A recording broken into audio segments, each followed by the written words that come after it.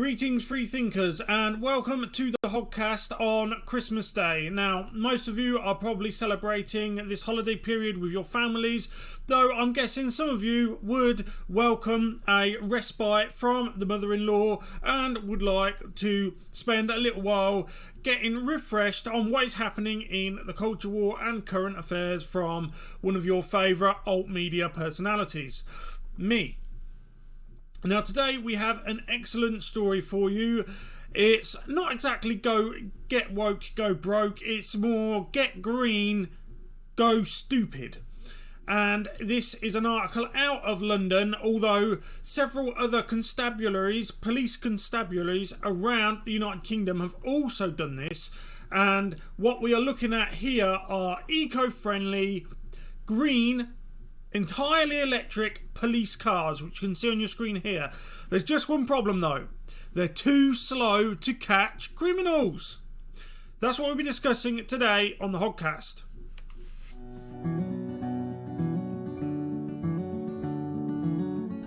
So we'll jump straight into the video, but first, if you haven't, by all means subscribe to the channel, hit the notification bell, leave the video a like and possibly share it, because that really helps this channel grow. Okay, let's get into the video. Right, so this article is out of the Metro, which is a very left-wing rag. It's given out free of charge on the majority of London and even outside of London's public transport, including buses and even some trains. Now, the article states that at least 448 green vehicles have been bought by police forces across the country in a bid to meet emissions targets. Now, this is one thing I don't understand, because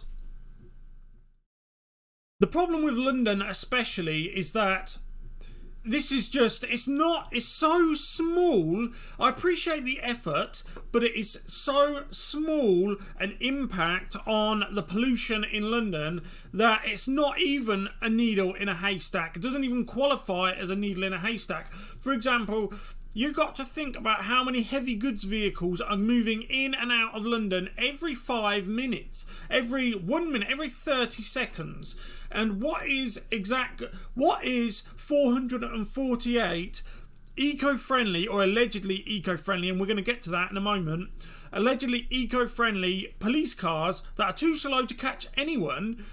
What good are they? What good is it doing? What good is it doing the world when you have Asia, China for a specific country, China, opening new coal-fired power plants all the time?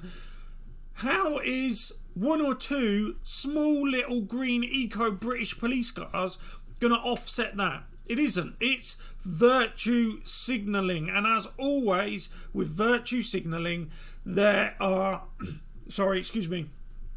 there are far more negatives than there are positives.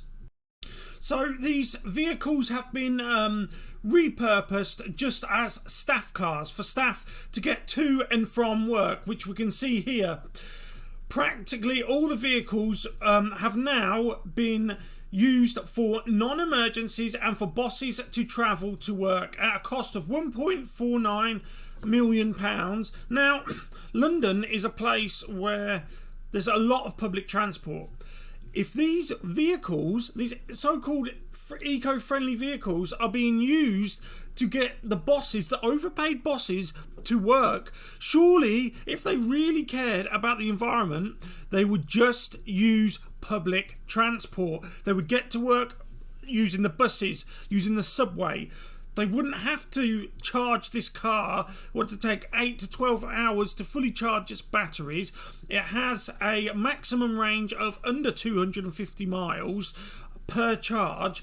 The batteries are charged obviously at home or a power point, and the electricity for that is coming from, you guessed it, a fossil fuel power station.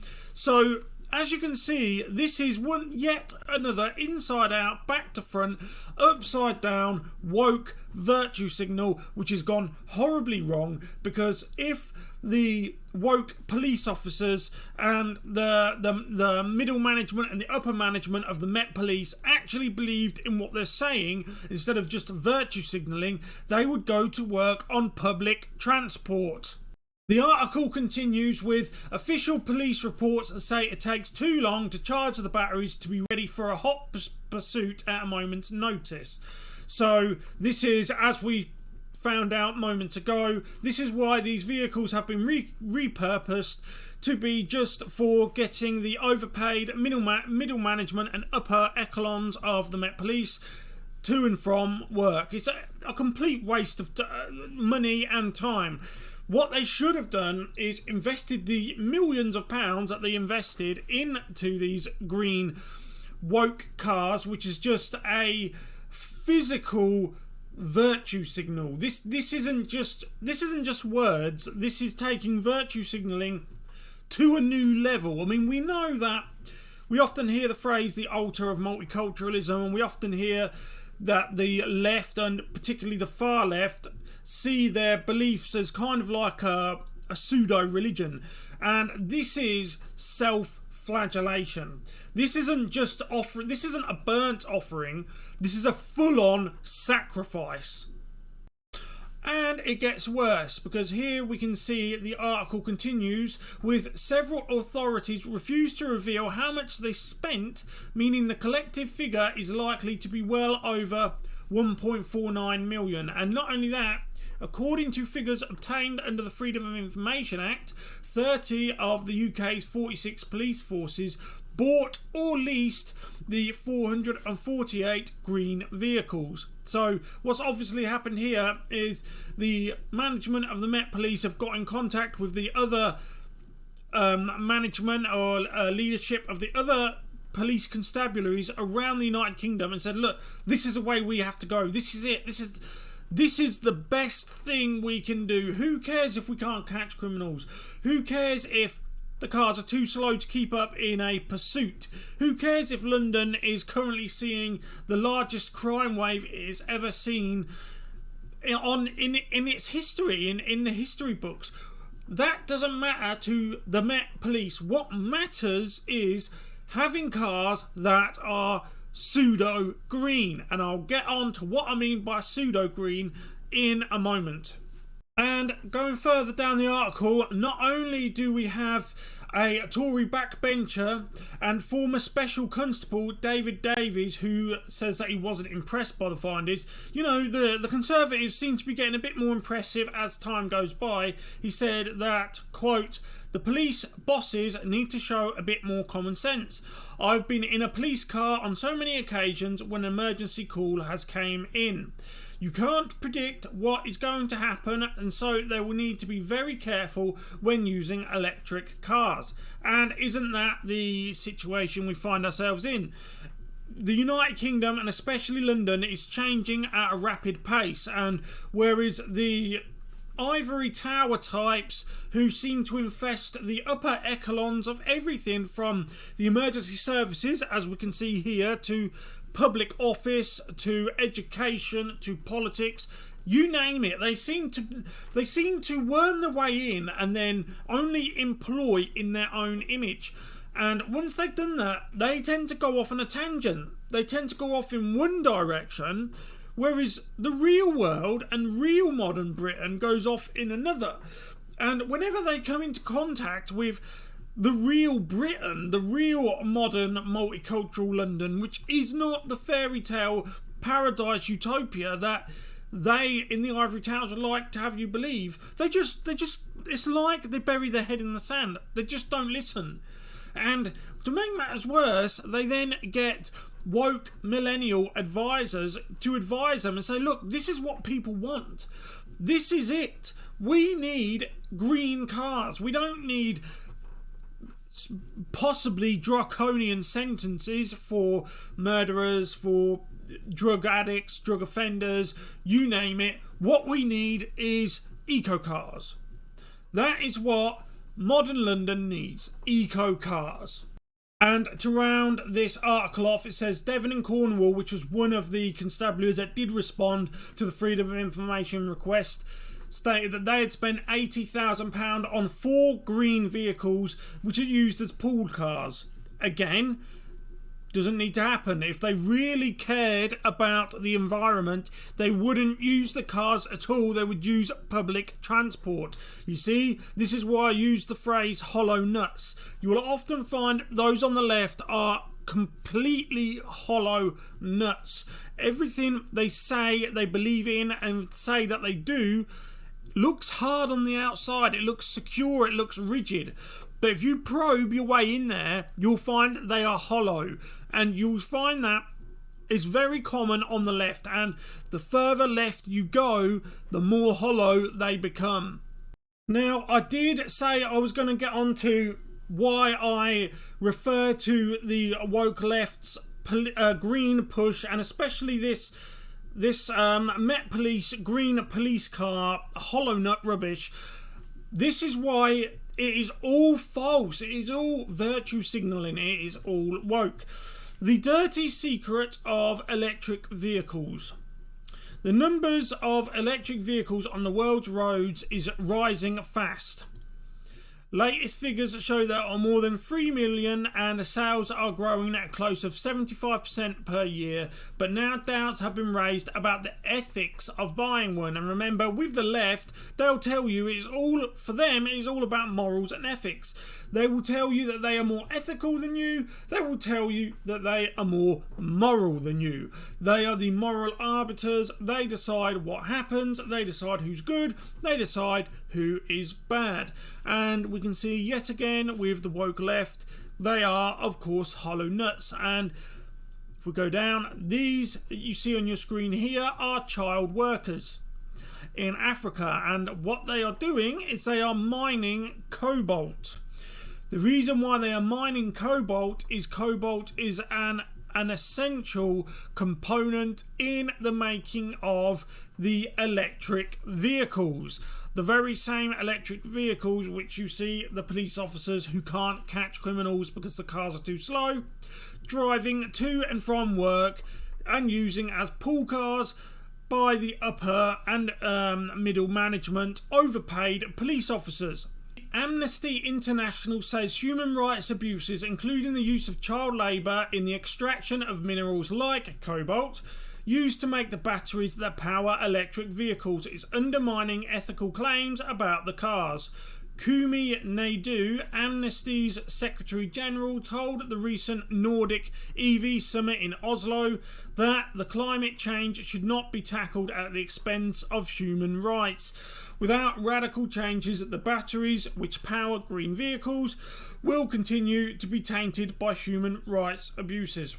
Now, isn't that the truth? Now, not only am I not a believer in man-made or powered or enhanced global warming or climate change.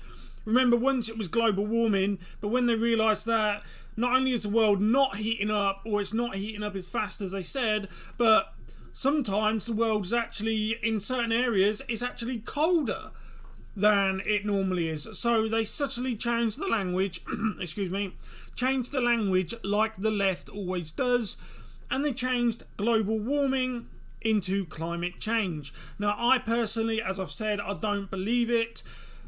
Climate's changed naturally throughout time. They always have, and guess what? They always will, and there's nothing you can do about it.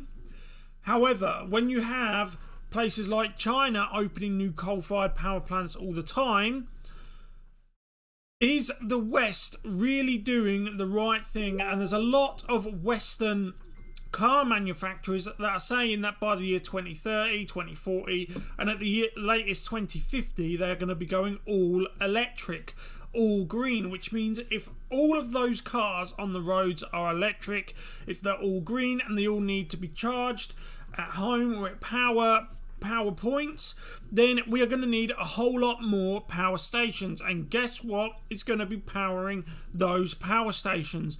You guessed it, fossil fuels, because I'm a big fan of nuclear energy. I think opening more nuclear power plants would be an excellent idea. But guess who's against nuclear energy? The very people who are pro-green. You guessed it, the left, the far left. Of course there are dangers when it comes to generating power by nuclear means. However, nuclear energy is entirely clean. It's clean, it produces no emissions whatsoever. But this is where we find ourselves. This is yet another conundrum where the left both promote something and then condemn its solution. The article continues with how in the Democratic Republic of Congo, more than half of the world's cobalt comes from the Southern Democratic Republic of Congo, much of it from the artisanal mines that produce 20% of the country's output. So that's another convoluted issue where if you were to close them down, the country would suffer quite serious economic repercussions from that. Artisanal miners as young as 7 were seen by researchers who visited the 9 sites, including the deep mines dug by hand. So not only do they have people who should be in school instead of mining cobalt, but to power your electric vehicles, they are doing it by hand. They haven't even got sophisticated equipment, mining equipment. They're doing it with pickaxes. So tell me, Greta Thunberg, whose childhood has really been ruined? Whose childhood has been taken away from them? Yours or theirs? Because I'll tell you something. When I see this picture here with this, he should be in school, okay? But here he is mining cobalt to power the vehicles that you, Greta Thunberg, want to see covering planet Earth, okay? He's the one who's had his childhood taken away, not you. And when I see this image, all I think in my head is that image of you on the train, the diesel powered train, or if it's a train that was powered by electricity, that electricity comes from a coal-fired power station, and you're stuffing your face full of food, sitting on the train, complaining that your childhood's been taken away from you, which it has not, of course. Okay guys, that was a video. I will leave the articles to the two, I'll leave the links to the articles in the description of this video. I hope you enjoyed the video. Happy Christmas, Merry Christmas, Happy New Year to all of you. I hope you have a wonderful holiday period. Thank you to the boys from English Resistance, Dennis, Mark, Judge and Jason. I'll be seeing you guys in the new year. Thank you to all my friends and to everyone that watches. Please, if you haven't yet, subscribe, like the video and hit the notification bell. Maybe share the video because that helps me out. Okay, thank you and goodbye.